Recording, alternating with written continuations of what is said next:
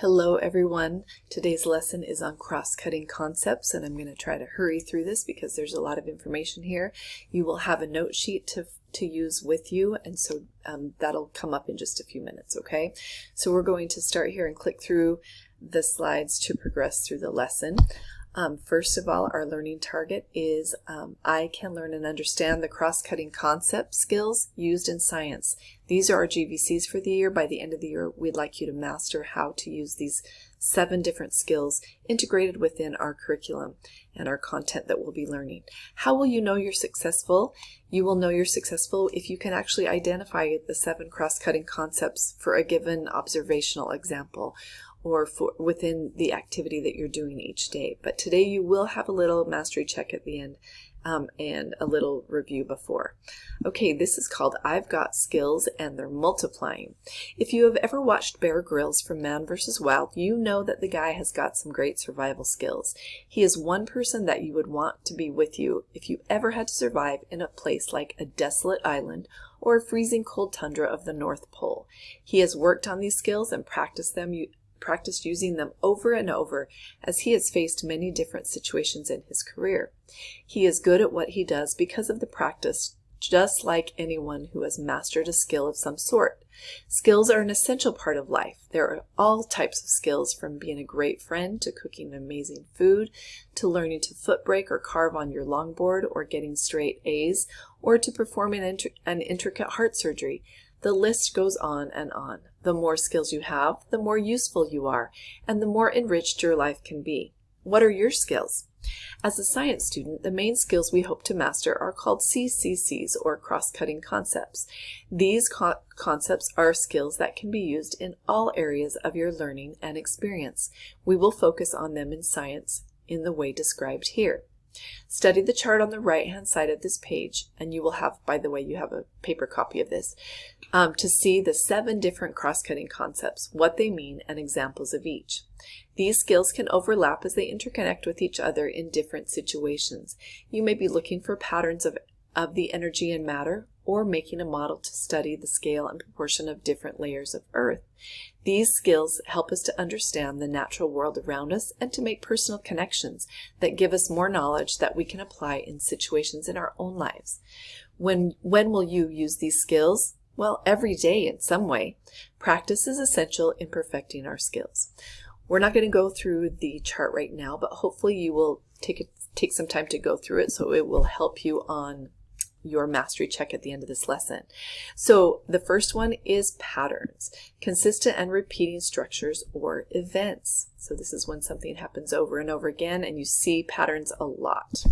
Scale, proportion, and quantity. It allows us to use measurements to relate different amounts, parts of a whole, and sizes of things to each other, just as we did with this cherry to the watermelon. This is Earth. This is Jupiter, so you can use different scales to actually help us understand and comprehend things.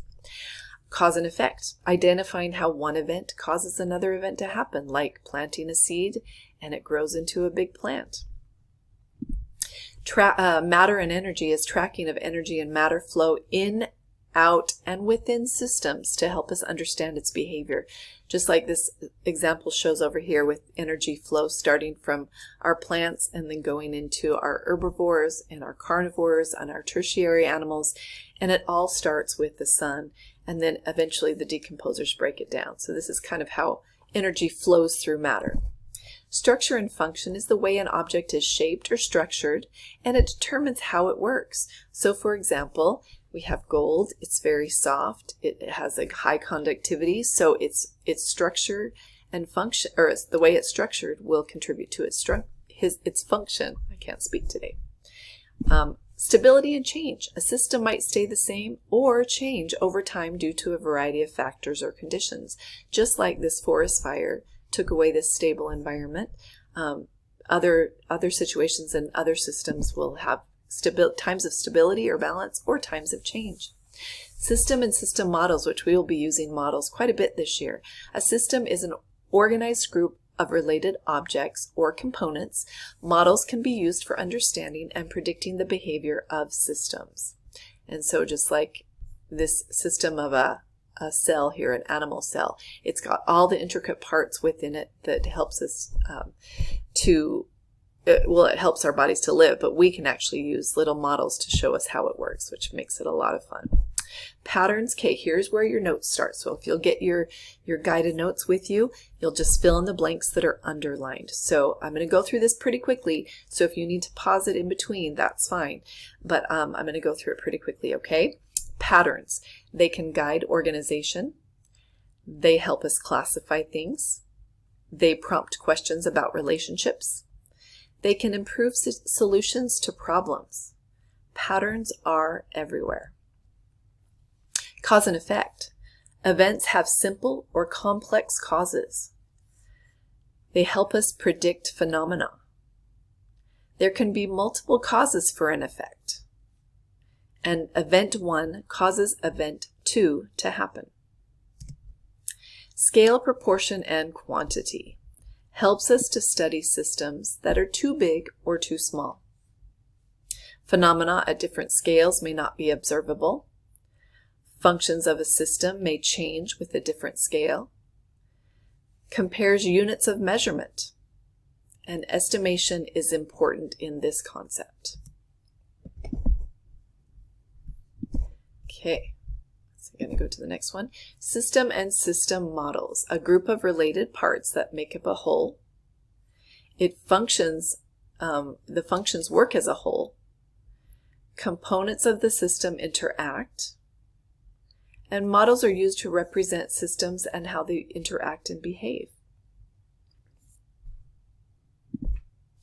Energy and matter is made of particles. Energy is transferred through those particles. Matter is always conserved in reactions. Transfer of energy drives motion and the cycling of matter. And energy takes many different forms. Structure and function. The function of an object depends on its shape or structure and how the parts work together.